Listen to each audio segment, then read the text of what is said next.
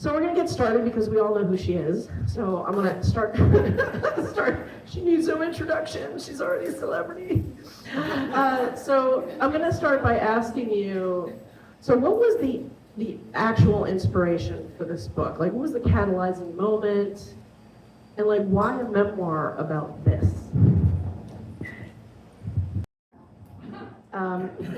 First, go Birds. F Dallas. I won't say the actual words so we don't get an explicit rating on the YouTube video. But so to answer your question, so this book started in 2008, and in 2008 things were very different than they are now, about talking about people going through infertility treatments, people talking about pregnancy loss, and so I just started scribbling things down. Like, and the acknowledgements, I thank my old self for doing that, because I would have forgotten a lot of the things that I write about. So I basically wrote the book that I thought I needed at that time. And Toni Morrison has a really beautiful quote about that I still have the like post-it note on my board,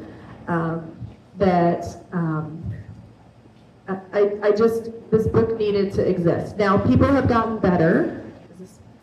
People have gotten better about talking about these things, but in 2008, it was not. But you would talk to people, and then there would be like somebody whispering to you in the corner, and that still happens. I've gotten a lot of really beautiful comments from people that say, you know, I've never told anybody this, or this happened to me. And so bringing those things to light, I think, is really important.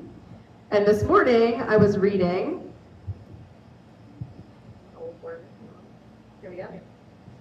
this morning I was reading, and I didn't write this, but I felt like the universe really offered this up, from a book called In the Absence of the Ordinary. And it made me think of my book and why I wrote it. It says, the vessel is created by work that takes place both within and without. It is shaped by how we hold what is present in our lives, and is enriched by how we are held by the surrounding fields of friendship and the world. The inner work is one of noticing and responding to the push and pull of sorrow.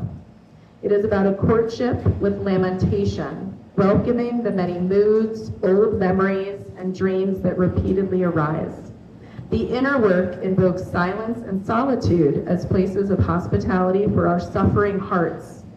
The outer work takes on the wisdom of sharing wisely what is moving in us with those who can receive what it is we are expressing without judgment or advice.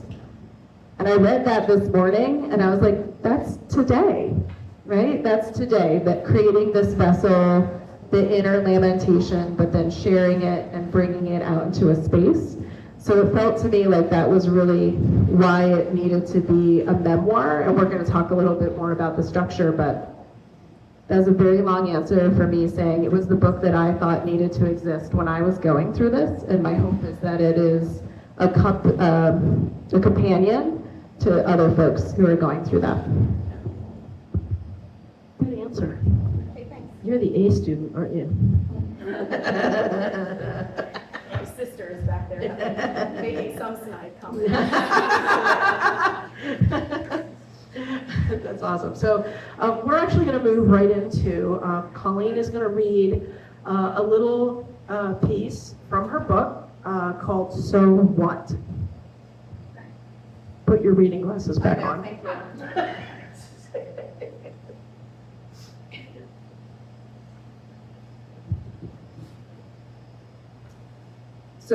So all these little chapters I call islands, and I think Heather may have given me that word actually, who's in here, but these little islands, and this island is called So What? I tell my composition students that they must consider the question, so what, at the end of their work. Why does what you are saying matter? What do you want me to do now that you spent 10 pages convincing me of something?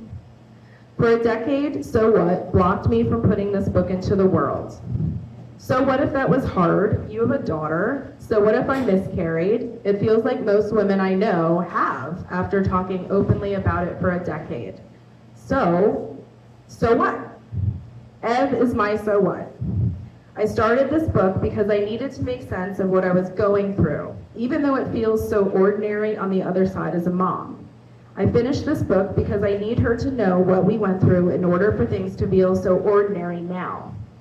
Ev, if you are reading this, all of it has been and will be for you. If you aren't Ev, I offer you my so what to validate you, anger you, help you understand your friend, partner, lover, mother, child. Take what you need, leave the rest for Ev. Beautiful, my friend. So, let's talk about the structure of this book.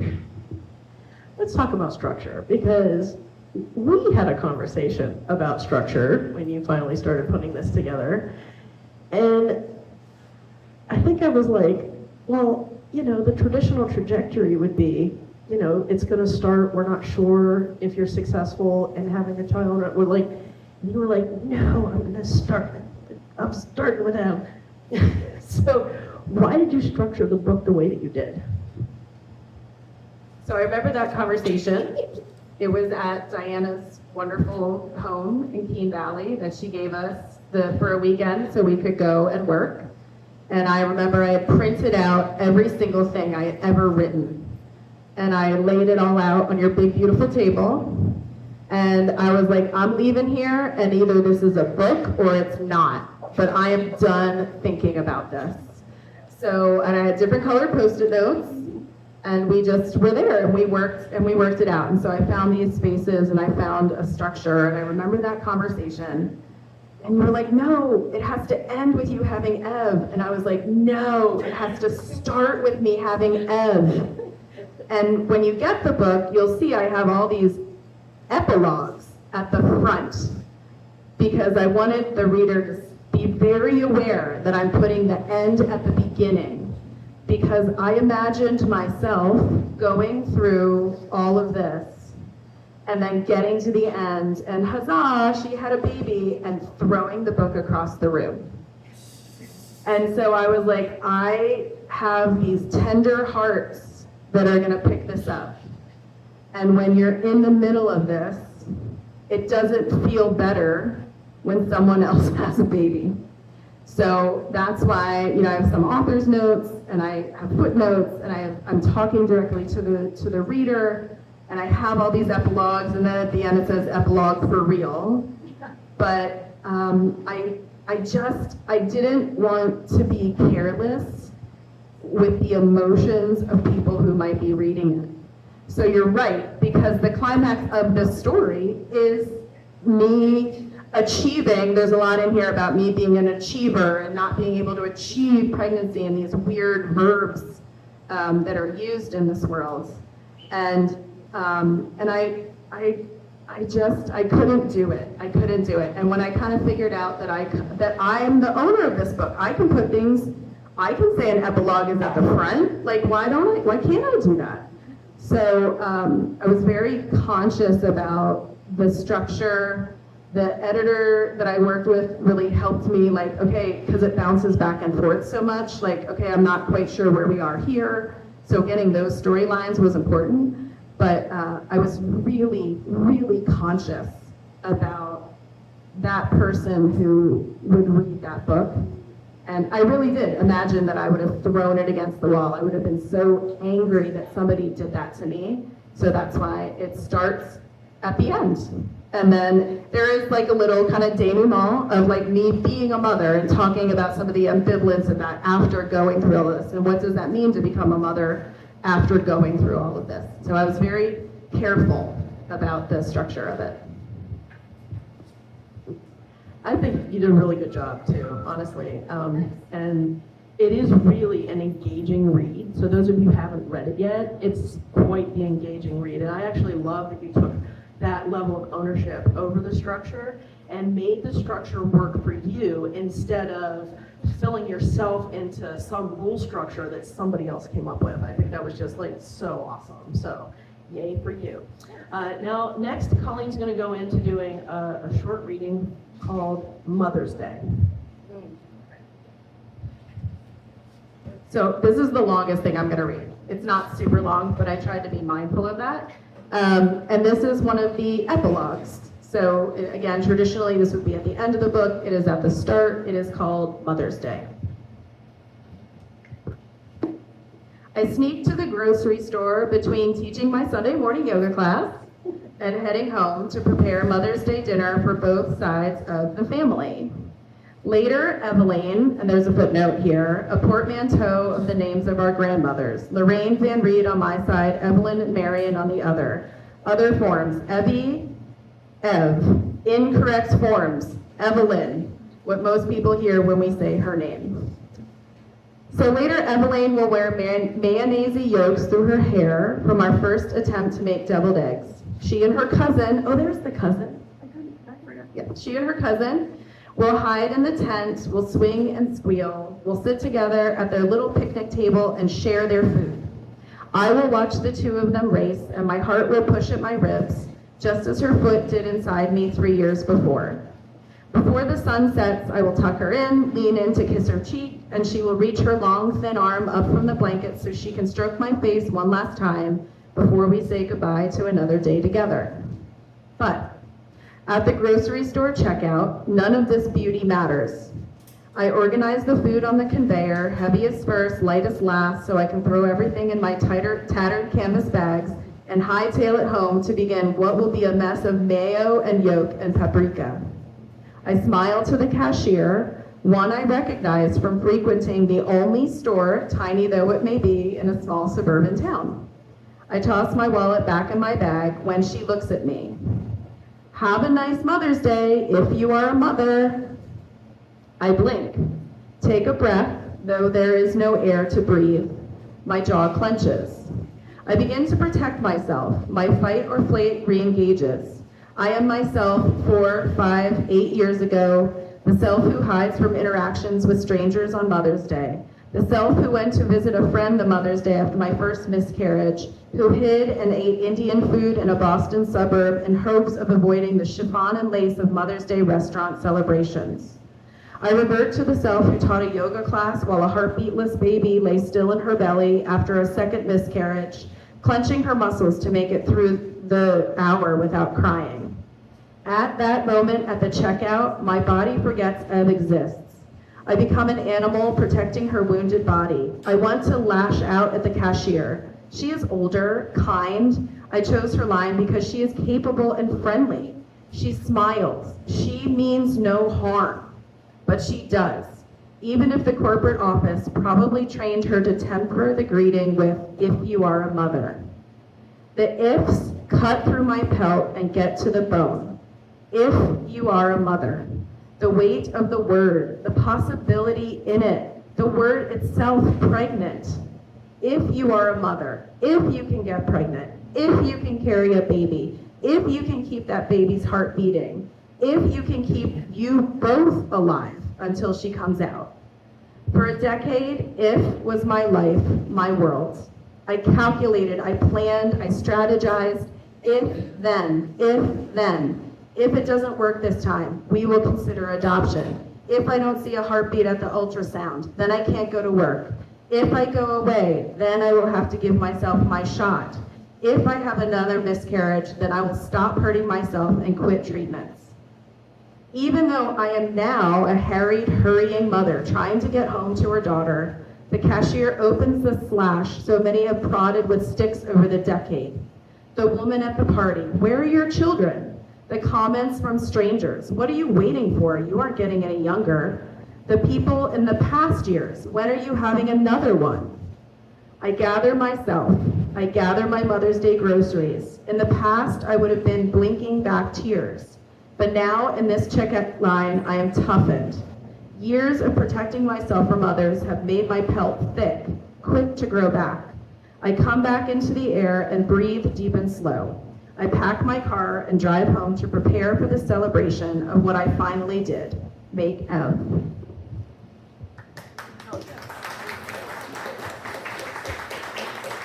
No, that's your applause. That's a beautiful passage. And I love how you start the book that way.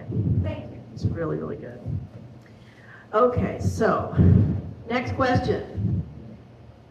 What's your favorite island in this book? So I said earlier, I think about these as islands because to write a whole book is scary. If you think about, I'm going to write a whole book, you're never going to write a book. But if you're going to write 500 pages, or 500 pages, no, 500 words, you can do that.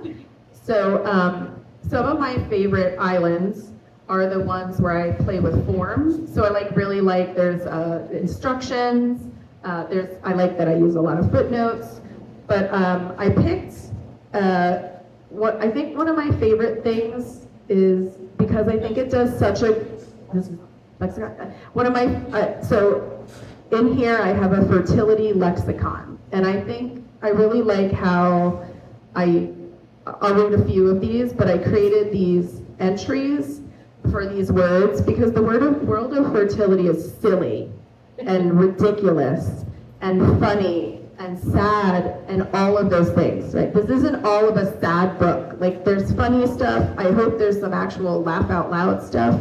I'm gonna spare my husband and not read any of those parts out loud today. But I think there's some really funny things.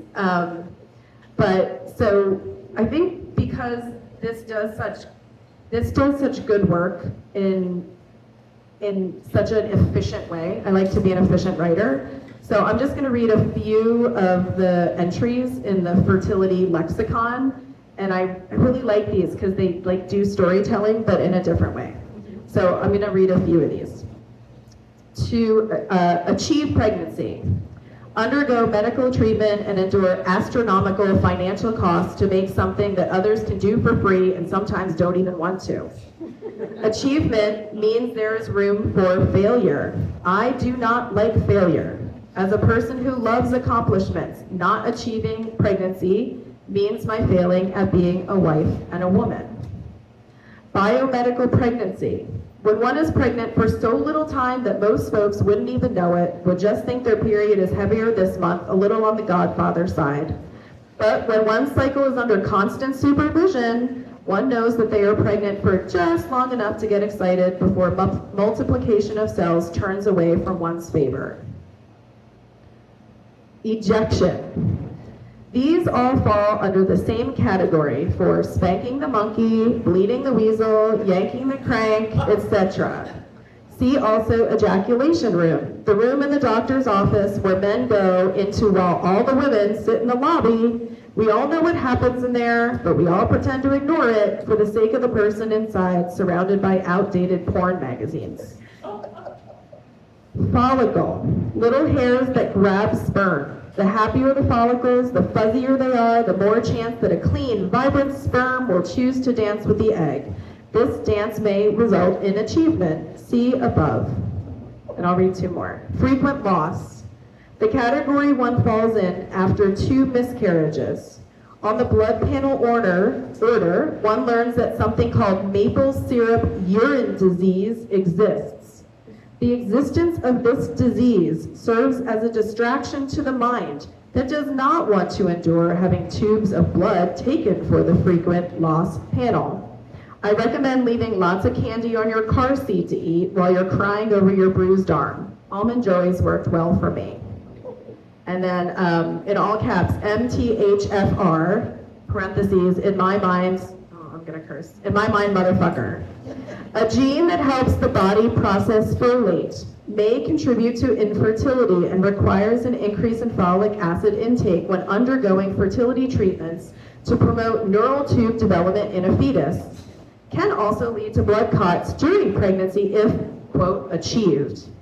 Requires the pregnant person to, 1, inject a blood thinner for the majority of the pregnancy, and 2, switch to a different thinner, heparin, within 2 weeks of the due date, as this thinner can be reversed more easily in case of the need for surgery to deliver.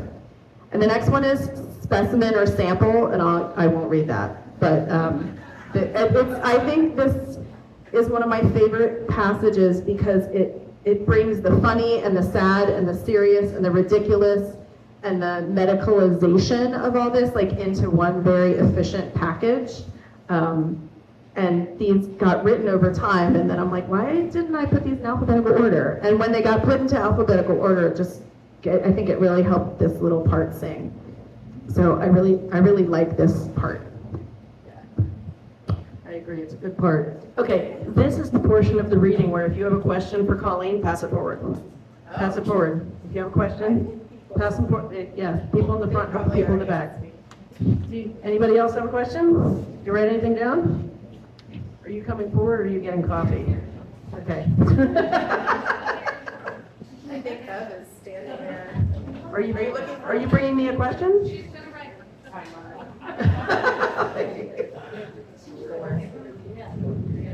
Okay. I know. Okay. All right. Oh, she's right. She's asking a question. Okay. I'll wait for her to write her question. I hear the herd back there. Yeah. I hear the herd back there. Yeah, we hear you back there. Are you waiting for me? At the end. Okay. All right. And we may have some live questions, which I cannot filter for you. Oh, I don't need a filter. These are all my people. All right. Okay, so next I wanted to ask you about the cover.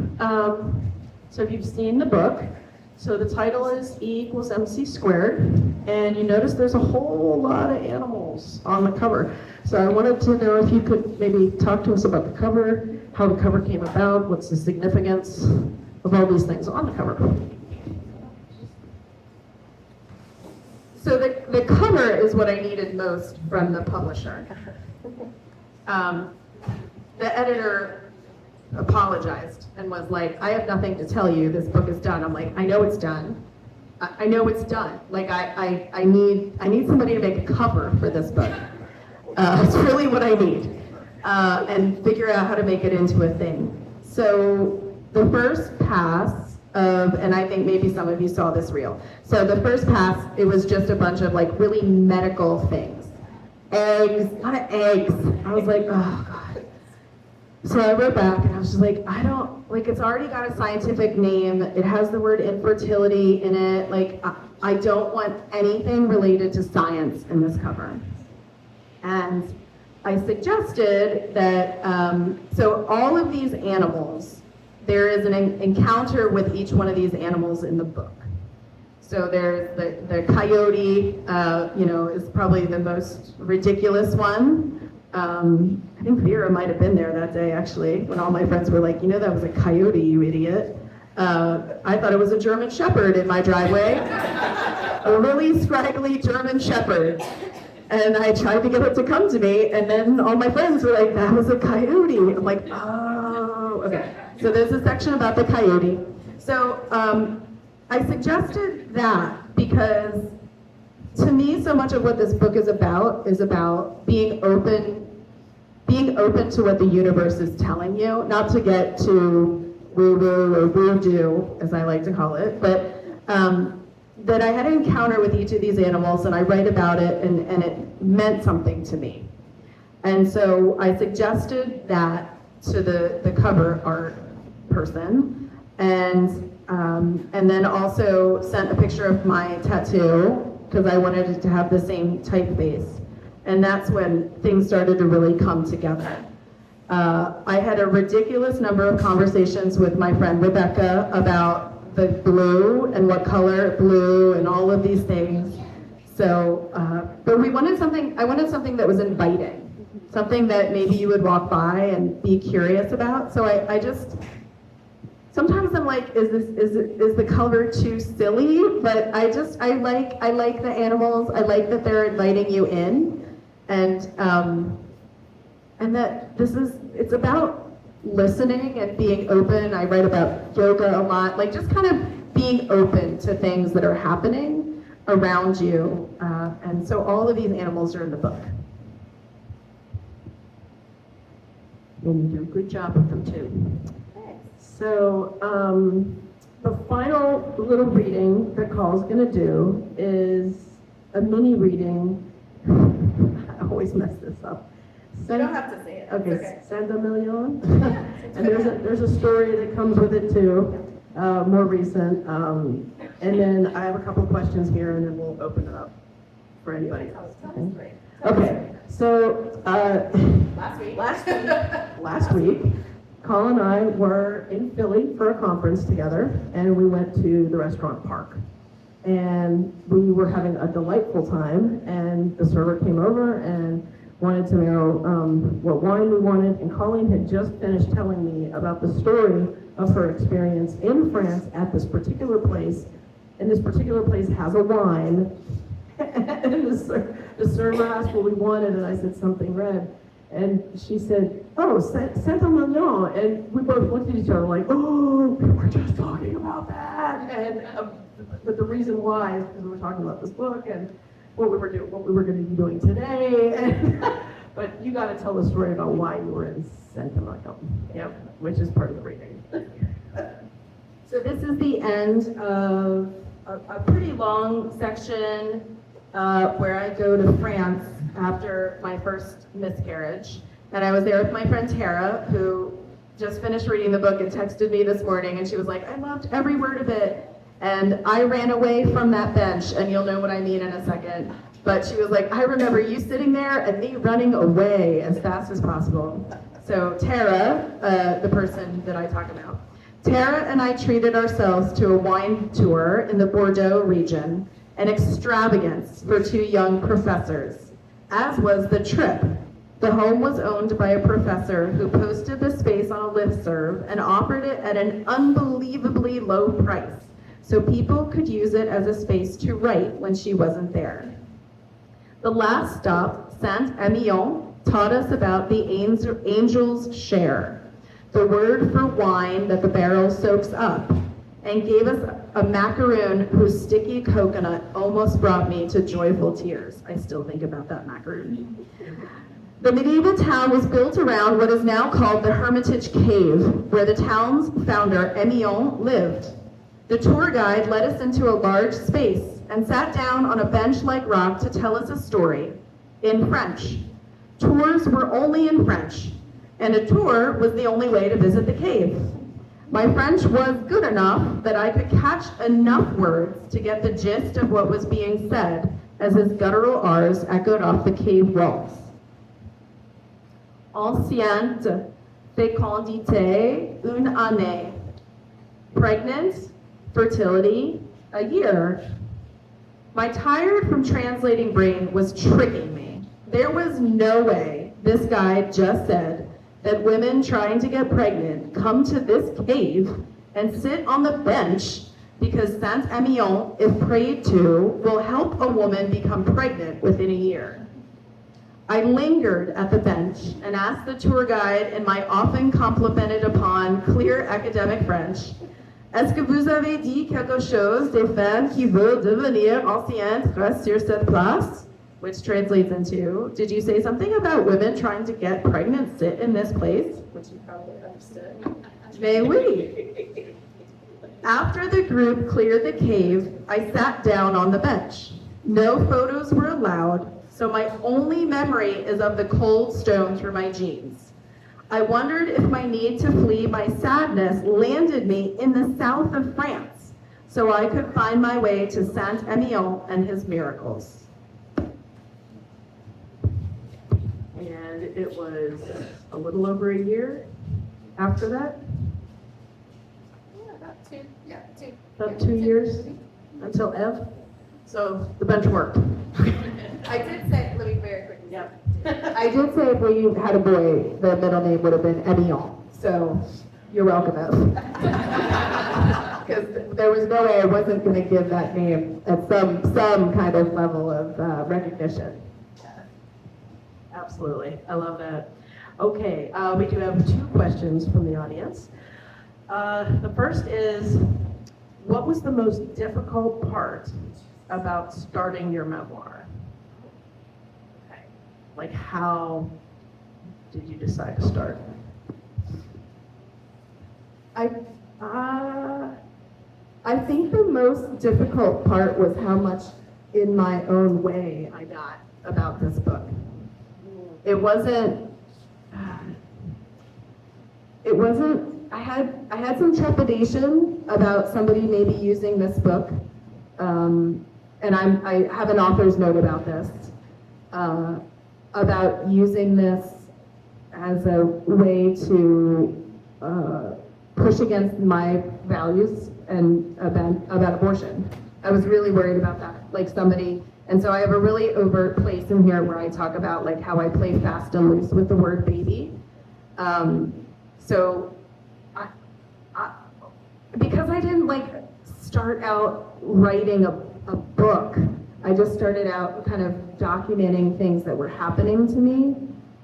There is no, it's almost like there is no start. I don't remember starting it, but there were many times along the way where I just got in my own way, or life got in the way, going up for tenure. This book wouldn't have counted. So, and then I joked like this book almost became like this albatross around my neck. I was like, this either has to get published or it's done. Like I need this to be in the world, which I'm so glad it is.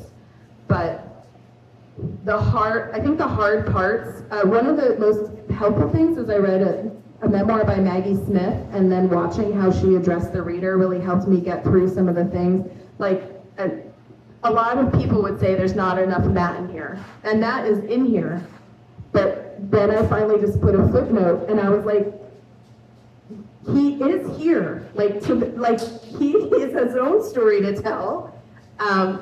He's here, but this also is a very lonely place to be. And when I could kind of unlock those little things that were holding me up, is when I finally felt free to finish it.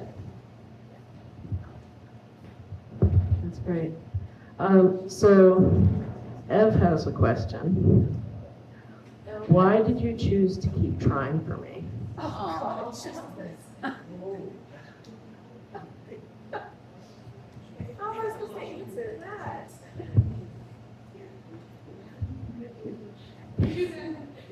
Did you let her turn that question in? I was crying. It was too much for me to stop her. She actually looked at me and said, "Are you crying?" Yeah, I was. All right. Well, I mean, honestly, right? The dedication of the book is for Ev. It always was, and it always will be. And I remember writing. It didn't say Ev, but that idea of it always was and it always will be was very early on in this. And so I think I just always, I knew and I had faith, and I'm glad we did.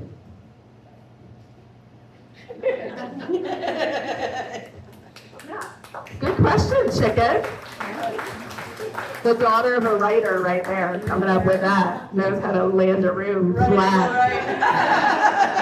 Knows how to land a room flat. Good job, kiddo. And I think we might have a couple of questions in the audience. Do you have a question? Tom Stacy. Tom Stacy. I can't believe I never asked you this before. What? Did you feel like your relationship to time changed from, and you know my situation with Matt, I do. from the beginning to achievement, Yeah. so Yeah. from the beginning to birth? And like, Beginning of being pregnant or the beginning of the process? I think for you, the beginning of the process, but like months, weeks, Oh, days, wow. hours, Yeah. Yeah. they lose their meaning.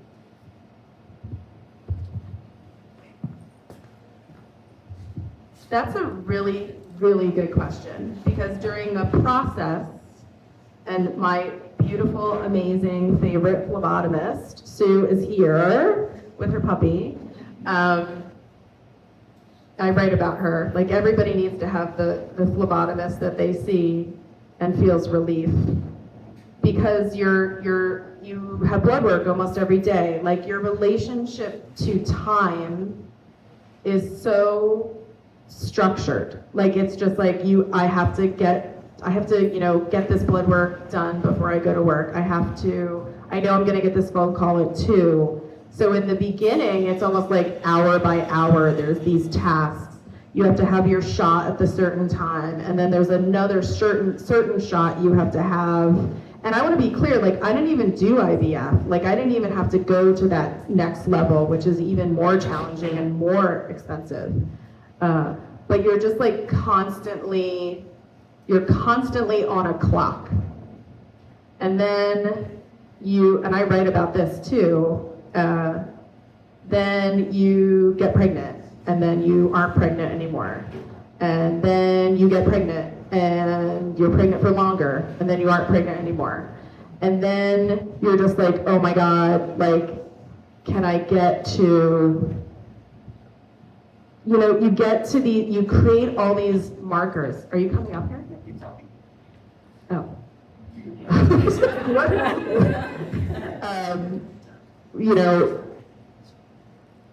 Are you asking if that's coming? Okay. Yes, your relationship to time, and so since I already cursed, I'll just say it again, is so fucked up because you're marking time. You're just constantly like, okay, like Ev's pregnancy, the third I had gotten further, and I write about this, and then I had a subchorionic hematoma, and I was down the street at the yoga studio and just started bleeding, and I'm like, I got one day further this time. But she stayed, and then asks me really emotional questions.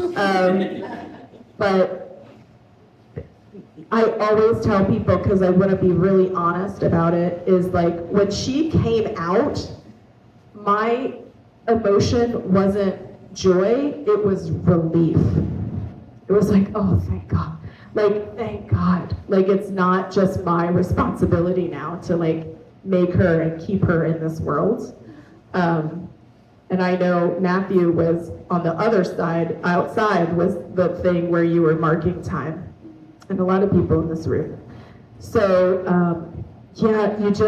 and it was like a decade, like it was so long. It was just, when I think back to like, and I was getting my PhD at the time, and getting a job, and like trying to get tenure, and just like thinking back to that, like, I'm so glad I wrote this stuff, because I think I would have just blocked it all out, to be honest. So yeah, my relationship to time got very weird for a very long time. Yeah, that's a really good question that I think people that haven't been in these situations maybe don't quite understand. And then like, oh, if I could just get to 24 weeks, because then the baby would be viable. Oh, if I can get to like 28 weeks, then the baby's lungs would, like, I had so many messed up like milestones in my head that were crazy making, literally. So I'm so glad I'm on the other side, and I'm so glad that all of this seems so ordinary now, but in the moment, like it's really awful in a lot of ways, and you're just kind of expected to move through your worlds with nobody knowing, because you don't really want to tell anybody, and so yeah, that's a solid question, Tom Stacey. Oh, is that coming up again? That's coming up, but in the meantime, are you almost here? Are you ready? Come on up. Okay, they're preparing Are something. there other questions? Oh, Are there other questions? Yes. I'm stalling for you, kid. Remember this. My kid? What is your she kid. Okay, the one you wanted. Being ambushed. Yes, I know. That's what we do. Okay, so here's another room stopper. Did you ever blame yourself? Oh my God, all the time. And if so, how did you get past that? There is so much in this book about me blaming myself. So much. About being a failure, about, like, again, that verb achieving, right? And I was always a person who achieved things. There was,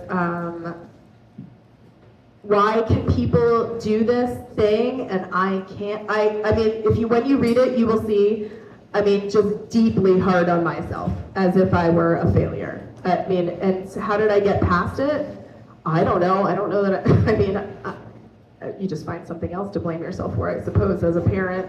But it is that, I think that is the relief, right? When she was there, I was just like, oh, like I just can still feel that in my bones. And then I blame myself for not being happy, right? Like, oh, I should have been so happy, and my just like kind of like that relief of just finally.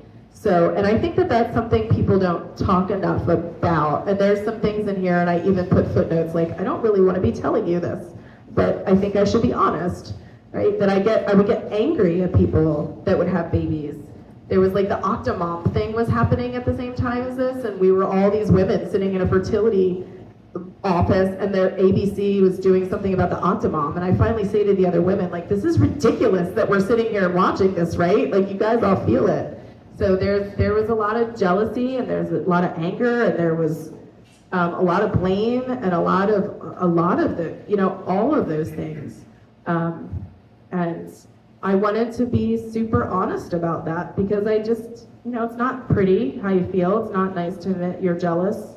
It's not nice to admit that you look at people and you're like, why do you get to have that and I don't? There's a lot in here about me wondering why, kind of what Ed was saying, right? Like, at one point, was it just about achieving something instead of actually having a kid? Like, was I too in my head? So there's all of those things. The blame, there was a lot of that. Come on down, Ed. I think we can all agree she's the real star of the show here. Beautiful, Evelyn. She has something that she wants to read to you. Should I get you a tissue? You put mascara just on use me your- this morning. Just use your dress. Okay, you ready? Yeah. Here you go. Okay. Okay, bear with me because I'm not a good reader. But, dear Mama, I just wanted to say how grateful I am for you. My mental health has been a big part of my life and yours. Thank you for everything and you have done for me through that journey. Finally, because of you and Dad's support, I feel loved and cared for, and I feel like I can just be me and feel okay. Because of you, I feel loved. Because of you. I love you to the moon and back a million times, and I don't know what I would have done without you. I wouldn't be here without you helping me through everything and being by my side. I love you, Mama, and I'm so proud of you for everything you have worked on and accomplished. You are a great mom. I'm so glad to be able to call you my mom. Thank you for being my and all my friends' moms if they don't have one that loves you like you love me. Thank you.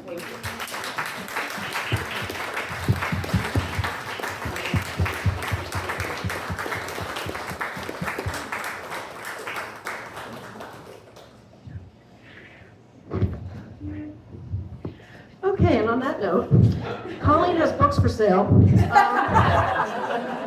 So if anybody doesn't have, if anybody doesn't have one, she does have a small stack. She also ordered more, so if we run out, let's run out. And she will sign them for you. And of course, she is accepting hugs at the end of this, but she has one more thing to say. Well, I just wanted to say, right? I mean, like, how cool is that, right? And having a kid who's brave enough to want to write something and say something out loud, and you can't ask for more. And also, look at this room of people that I adore, right? Like, this morning, I said to myself, oh, it's kind of like a wedding. Like, it's like I was actually like, I don't know when all these people I love are going to be in the same room together again. I should probably really enjoy it, because who knows when that will be again. So it's a lot of gratitude today. Thank you, Frick. My Frick to my frack. Thank you. Thanks, guys.